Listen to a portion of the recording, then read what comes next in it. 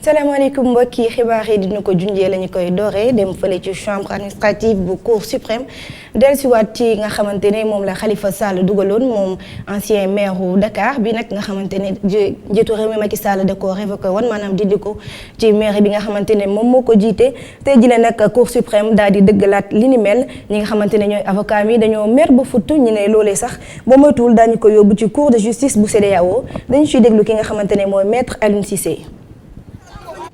Bu ñu rendre décision tu n'es pas content sans faire des histoires tu peux aller ailleurs où on va juger ça. On n'a que les recours pour vérifier. Nga mën nañu wax ne acte bi pareegul c'est ça li ñu acte depuis 2017 justement depuis qu'on l'a arrêté en mars 2017 ba léegi li ñu acte woon yëpp dañu koy reprendre fii ci audience bi le 16. Est-ce qu'on peut penser que acte bi jeex na Khalifa Sall li ko téye maison d'arrêt bi xam nga lan la mandat de dépôt 17 mars 2017 mandat boobu moo ko fu téye parce que décisions yi ñu rendre yëpp sur le plan pénal amuñu force d'application. Ce ne sont pas des condamnations qui le retiennent ici, c'est un mandat de dépôt, un tout petit papier fait par un juge pour que pendant l'enquête mu nekk ci wetam enquête bi jeex na lu mu fi defati encore. gannaaw avocat Khalifa Sall yi waa nguur gi desuñu benn yoon ginnaaw ñoom nag li ñu gis mooy juge bi nga xamante ne moo nekk ca cour suprême li mu wax la yoon dëggal ñoom ñooñu nag ne lii amul lenn loo xamante ne dañ ko cee war a waxaat dañu ciy déglu kii di maître Moussa Félix Sow. cour suprême moo àtte léegi pour wax ne que li Khalifa dugaloon pour ñu annuler ko duñ ko annuler ndax lépp dafa tegu ci yoon waaw te fànn bu nekk nag leeral na ko. décision bi arrêt bi dina génn. waaye cour bi point bu nekk analyser na ko amul violation de la légalité donc par conséquent la décision bi ñu àtte bu ñu justifié la. ñu des ne ba tey ci wàllum yoon bi la yoon nag dañuy daal di addu jëmale ci doxum ñaxtu wala toogaay ñaxtu yi nga xamante ne fan yi ñu ngi koy gis ci réew mi ci kàddu ki nga xamante ne nag mooy Asmamoun Sey nekk ab analyste politique ak social gis na ne doxum ñaxtu lu jaadu la ci réew mi dafa nekk ne ki nga xamante ne moo war a dox ñaxtu foofu rek mu tàmmonteeg sarti réew mi waaye it bañ a tànqal askan wi Amago Robert Niang reportage. fukkeelu xëtu charte réew mi moo wéral ni nit ku nekk am nga sañ-sañu fësal sa xalaat jaare ko ci wax bind nataal wala bokk doxu ñaxtu lépp nag war a tënku si mu jaar ci yoon ba du nasaxal lenn si nekkinu askan wi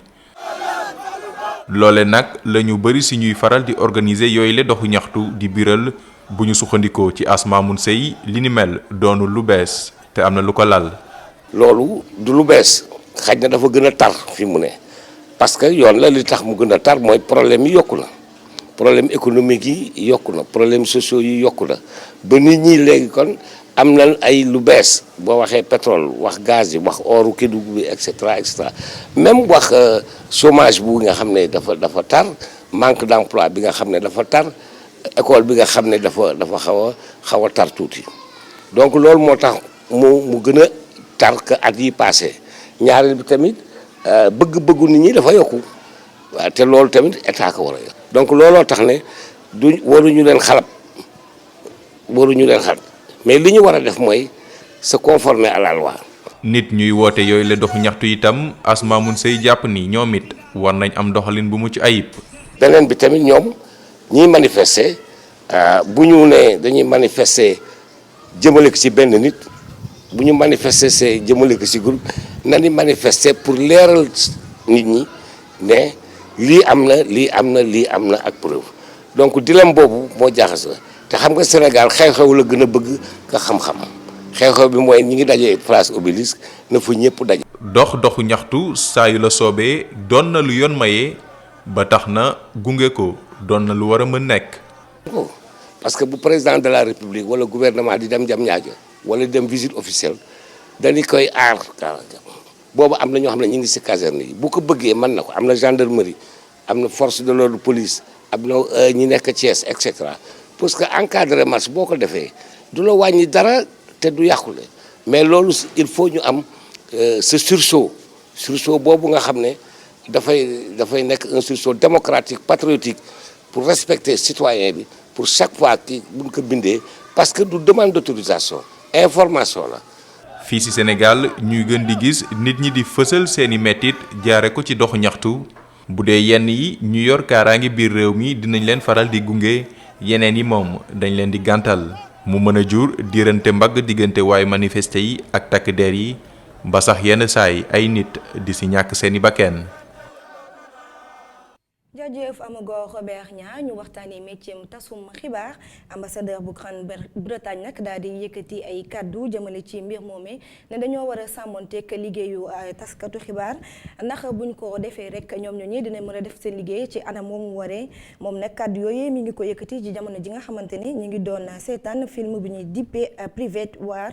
film boobee nag li muy jukki mooy dund benn taskatu xibaar boo xamante ne dafa nekkoon ci benn bërëb boo xamante ne jaamarloo bu métti dafa amoon mi ngi àddu son excellence ci micro Ibrahima Camara. Pour un citoyen, tout comme pour un gouvernement, il est important. muy citoyen bi mbaa ñi nga xam ne ñoo yor nguur yi faaw rek taskatu xibaar yi jottali leen ngir ñu mën a xam la xew wa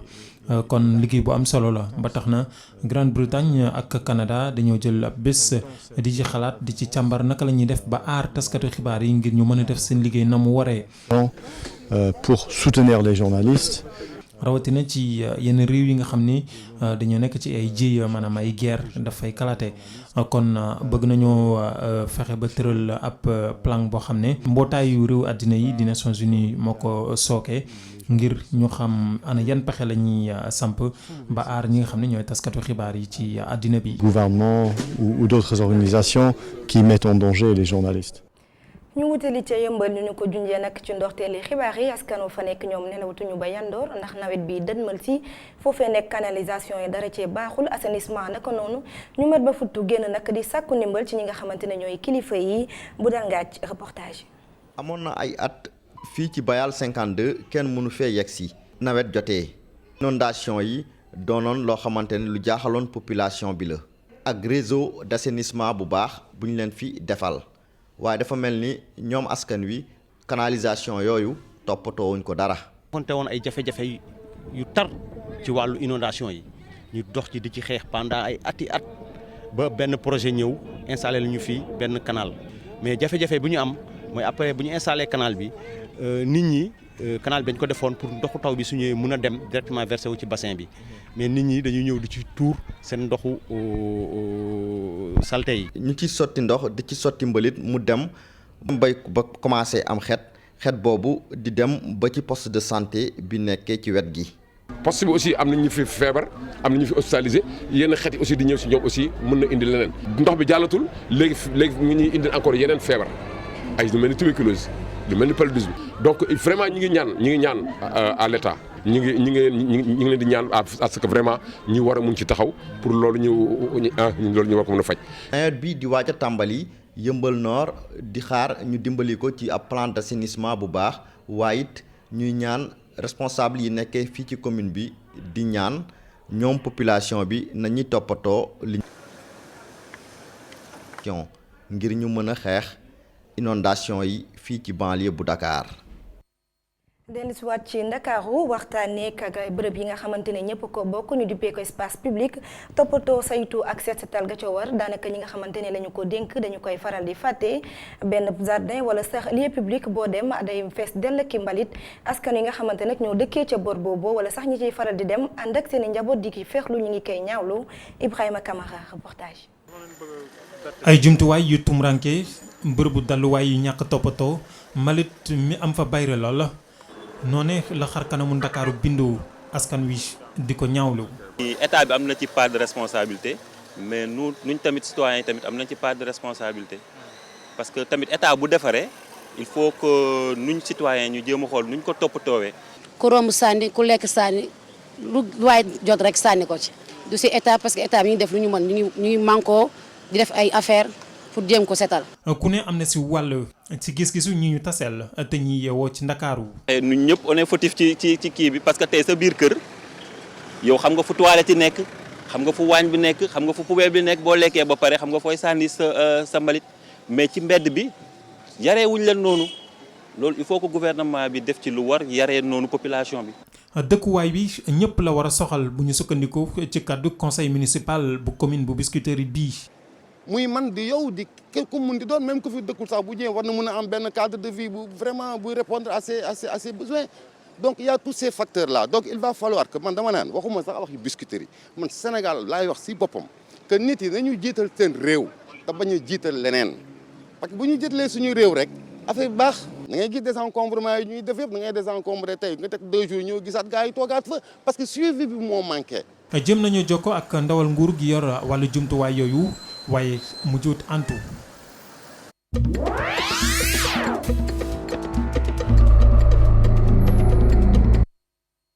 bàkk ba jib na xibaar yi biti réew ne sarax dañuy dem fële ca Libye waxtaanee ak attentat bi nga xamante ne moo fa am benn oto nag moo daal di tàkk ñetti nit daal di ci ñàkk seen bakkan fukk ak juróom nag amee ci ay gaañu-gaañu yu métti loolee mi ngi xewee ci sëkk yi nga xamante ne moo nekkee ca Benghazi nekk fief force du maréchal bu Khalifa Haftar attentat boobee nag li ko taxoon jukk mooy ñu ñëwoon fekkee si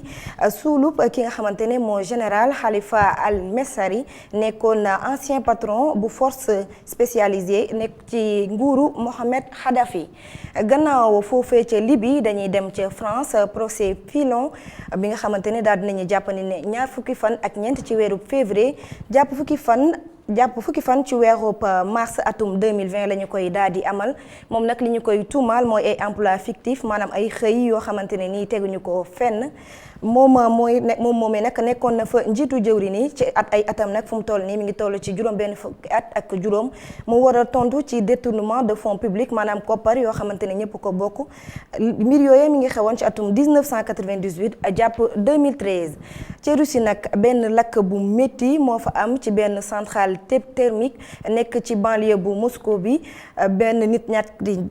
daal di ci ñàkk bakkanam waaye fukk ak ñett nag ñoo ci am ay gaañu-gaañu yu métti centrale boobee nag li nga xamante ne moo taxoon muy tàkk mooy li ñuy dippee gaz naturel li ñuy wax gazoduc nag ci loolee la lakk bi daal di tàmbalee laata muy wéyandi ca kaw.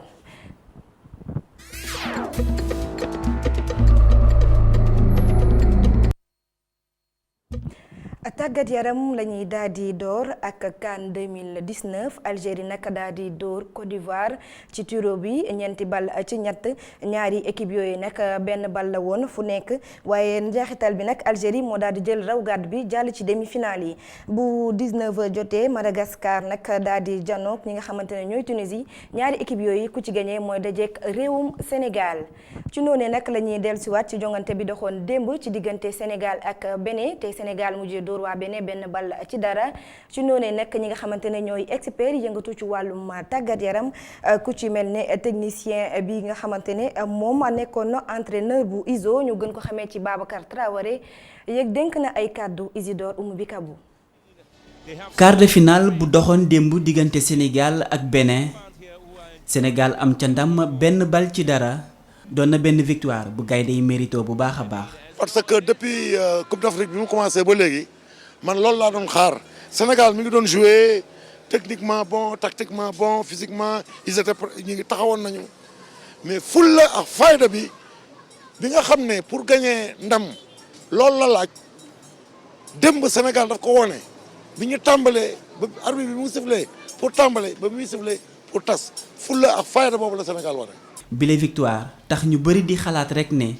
coupe bi mun naa ñëw fii ci sunum réew suñu sukkandikoo ci coach Traoré daanaka lépp yemb na ngir Sénégal mun a inscrire ci histoire CAN bi. te loolu nag gis nga li ñu wan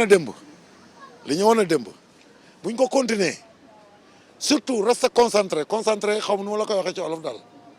mooy daal bàyyi xel parce que xam nga nag niveau bi yu ñàkk fayda moo lay gañaloo te Sénégal bu ñu bàyyee xel si lépp gisuma équipe bu leen mun gañe ak fulla ak fayda gi ñu war a dem. ñaari match des pour Sénégal mun a am sax benn étoile waaye laata loolu fokk ñu gën a dalal xel yi te continuer liggéey bi. àlli na leer na mais ñoo ci des mais nag ñoo ci des mooy bañ a yëkkati mbagg xam nga Sénégal nag moom bon commençant ci man dañ lay wax nu ndaw ngay gandalu wànca mbagg yi xam ne nañu liggéey ba mu jeex nag ñu bu ñu tiitaru mais nañu bàyyi xel si lépp bu ñu xeeb dara bu ñu xeeb kenn ku ñu tasal rek li ci war fulla ak fayda nañ ko def. juróom-ñetti at Sénégal doon daw ci ginnaaw benn demi-finale naka démb qualifié nañ supporters yi gën cee kontaan bu baax a baax wéy ci di fàttaliku rek anam nuñ daan doxee ca épopée 2002. jërëjëf Isidore ñu wax ci nataalu bés bi ni ñu ko junjee nag ñu ko jagleel te mooy Socé Sow nag moom mi ngi yëngatu ci wàllum defar tama koora waaye it jumtuwaay yoo xamante ne dañu koy jëfandikoo yu ci mel ne sabar ak yooyee moom bi mu amee fukki at ak ñaar la taa di tàmbali liggéey boobee tey jii nag mun nañoo xayma ne am na ñeent fukki at ak juróom yoo xamante ne mi ngi amal boobule liggéey portrait nag ki nga xamante ne moo ñuy xamleel mooy Omar Kane. ni yaay di fonkee doomam di ko toppatoo. noonu la ñu fekk Socé Sow di toppatoo instrument de percussion yi muy defar mu nekk ay instrument yoo xam ni amatul benn secret ci moom tur yi fi ñu jógee ak seeni njëriñ. percussion rek laay liggéey maanaam sabar nag daa bare te bokkul parce que sabar daa amee ay tur dafa am mbëng-mbëng am ndeer am tungune am cóol am làmb am na tet liñ naan tam-tam iskilté maanaam comme sabar yu mag yi nga xam ni bu dara masaan xew moom la ñuy dóor ñëpp daal di ñëw laajte lan moo xew ñun leen li xew de mooy lii ak lii comme maanaam bu njëkk ba moo nekkoon suñu téléphone daal. jémbe yi tamit fi am ay jémbe yi nga xam ne dañoo bare te bokkuñu dafa am jémbe bambara am jémbe lantinoor bu njëkk ba jémbe lantinoor moo gënoon bara ak jémbe bambara mais jémbe bi mu commencé jóge Mali. gaa yi jël ko di ko yett fi ba léegi bambara la ñu gën a bëgg xalam tamit dama koy liggéey maanaam dinaa liggéey xalam dinaa liggéey jembe tama professionnel dama koy liggéey ak kora bi ma tiim nii. su fekkee instrument yooyu amatul benn secret ci Socé Sow mu mel ni yàgg bi mu yàgg ci métier bi la mu def ci ñeenti fukki at ak juróom. bi muy tàmbali xale la nijaayam moo ko jàngal métier bi. waa yàgg naa ci presque am naa ci mun naa ni 45 ans 48 ans def naa ko ci métier bi parce que bi may dugg ci métier bi boobu à l'âge de 12 ans la am boobu suma kàttan barewul woon daan naa indi añ su ma indi añ ba noppi commencé ñëw di gas ci sabar yi ndaw yi. du ma doon indi añ kooku suma nijaay la moo ma indi fii ci place bi kooku sax jóge na fi lu yàgg. waaw su ma nijaay la moo ma jàngal métier lu maanaam lu ma xam ci affaire art bi rek ci kooku laa ko xamee. su fekkee ñu bari dañoo dugg ci métier bi def ko business Socé Sow moom daanaka daf ko doon foofu sax la différence bi nekk. loo jàng ak li nga xamee ni jànguloo ko du ñu mën a nekk benn li nga xam ne bi ngay xale lañ la ci terte nga ciy màgg di ci màgg ba samp ci kër nga ciy màgg di ci màgg ba. am ci jabar rek ak i doom ngénte ci bokkul ak ku ñëw fee yor xaalisam rek ñëw jënd ko ñëw teg déedéet. mu mel ni ci deret bi la rythme yi nekk Socé Sow xam rythme yi ak sonorité instrument yi. ki ngay gis moom mooy njaaj ki la Baay Faal yore di ci boole naan sëñ Bamba ku ko sàkkal moroom juum koo tooñ mu dóor la foo dëkk mu lakk kooku loolu mu yaay la kon murit ci loo ne jébbalu tub te bëggu Bàmba koy murit toj nga sama xol murit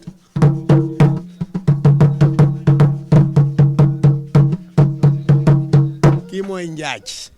kii mooy tungune kii moom toujours mooy signalé parce que signalement mooy mbalax moom foo ko fekk rek mu ngi naan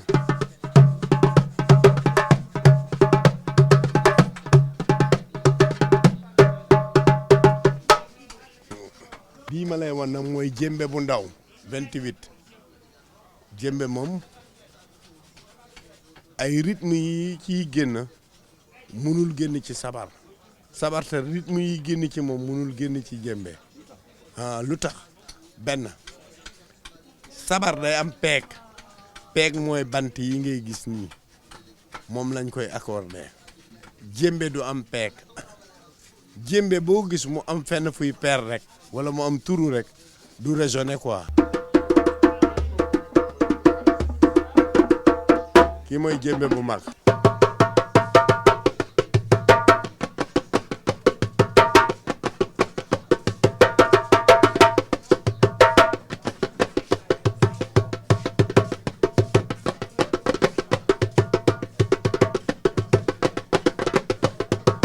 naam atam yi sore lool waaye Socé Sow di wéy di defar ay instruments de percussion mu nekk métier boo xam ni mu ngi koy tàmbali bi mu amee fukki at ak ñaar.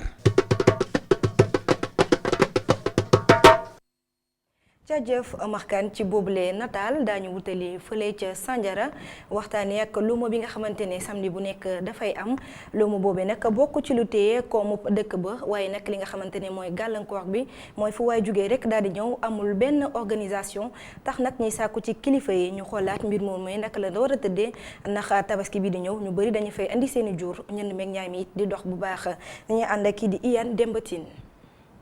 luuma bu Sandiara doon na jëmukaay daanaka ci ñëpp ndaxte lu bari la ñuy faral di soxla dey dañ koy fekk ca bërëb boobee yëngu-yëngu daldi fay bari lool te uute lool tam mu doon bërëb bi koom di suqaliku bu baax a baax ndax ku ca nekk ca ña fay liggéey am na noo cay gisee sa bopp. ah xam nga rek par samedi ngay jaay fii wala par àllarba léeg-léeg nga am 15000. léegi nga am 10 000 léeg-léeg doo ko am xam nga rek ceeb bi ni muy demee léeg-léeg mu mat léeg-léeg du mat moom bokk la da ngay taqale rek ah baax na de waaye waroon naa gën a baax nii bu yomboo ne day baax ci ñun loolu dong mooy problème dafa seer ka ñaar ak juróom fayal ko saret mu ñëw nga bëgg koo jaay looy am bu manqué fi ne doo am dara xam nga saako bi léegi bu manqué 2 kilos versement dikk na te day manqué léeg-léeg loolu mooy jafe-jafe yi nag tey foo koy jooytoo. samedi doon fànn woo xamante rek ñu nekk ca mairie ba di fa liggéey am na jàngat gañ ca def waaye liggéey ba naka lañ koy amalee faw rek ñu am nañ ca taxawee ndax ba tey dafa desandi. commune Sandiara bien avant industrialisation bi suñuy ressources yëpp financières recette ci marché bi lañ ko doon jëlee tey aussi. am na lu bëri loo xamante ne ci ay recettes fiscales ci marché Sandiara lañ koy jëlee dafa xaw a am lu xaw a desandi ci organisation bi waaye wóor nañu wóor yàlla ne marché bi liñ ci nam def buñ ko defee ci wàllu organisation mën nañoo rapporter lu ëpp 1 million par samedi waaw par samedi ça c'est sûr mais fi mu nekk nii dañ ciy am 200 000 250 ba 300 000 par samedi. ay koppar yu takku. ñooy jóge ko ca boobee luuma ca Sandiara am na nag naka lañ ko mën a jëfandikoo mu doon doxalin bu gudd. ni ñu koy jëlee mooy par des tickets du trésor donc comptable bi day dem jël ay tickets au trésor ñëw jox ko collecteurs yi ñu dugg ci marché bi collecté le samedi ak fiscalité bi nga xamante aussi mooy état civil bi bu semaine bi jeexee mu boole ko yëpp dal di ko yóbbu ci keesu trésor. nga xam ne foofu mooy compte commune bi léegi foofu la ñuy defee par rapport ak suñu budget ak investissement yi ñu bëgg a def ak fonctionnement bi ñu def ay mandat pour mën a décaisser foofu pour def ci ay réalisation su yoon jeexul waaxu sil du jeex tax na kat mëbët ya bëri na ndax daral ba fa yàgg tey lool faw joyanti ya ñu daal di cay yegg yeesal ko fexe rek méngale ko ak jamono. dañoo am projet bu mag boo xamante ne projet fukki hectare yoo xamante ne foiraay kese lay nekk nga xam ne bu yembee incha allah lépp loo xamante ne da nga koy soxla ci biir daral nga soxla ko ci ab marché wala nga soxla ci biir dëkk dafay ne ndax non seulement nag yi xar yi bëy yi restaurant yi bëgg nañ fa sax def ay banque def ay abattoir def fa garage en tout cas day nekk benn structure commercial bu rëy moderne boo xamante ne wóor nañu boobu bu fa taxawee ça peut rapporter dama wax 1 million rek mais ça fera plus par jour. luuma bu Sandiara boobee ay at a ngi nii ci ginnaaw ñu fa doon jooy ñàkkub kaaraange tey day jur yañ fa doon sàcc di jaay ña fa ne di jaaykat ca fas ya mbaam béy wala boog xar ku ci ne dañu daal di boole seen dooleeg seen xalaat ànd ca ak mairie ba. ndax ñàkk kaaraange googee ñu daal di ko fay jëlee am na njeexital gu baax ndaxte nee nañ léegi dafay gëj. jërëjëf Iyane Demba Tine xibaar yi fii lay daal di buure waaye nag bu juróom-ñaari waxtu yu daftal ñeent fukk ak juróomi simili jotee daa ngeen am xibaar yi ci nasaraan di ci ànd ak Mamadou Ibra Kane laata loolu nekk ñu bàyyi leen ak seen bulletin météo jaa ngeen jëf ci teewlu bi wasalaam.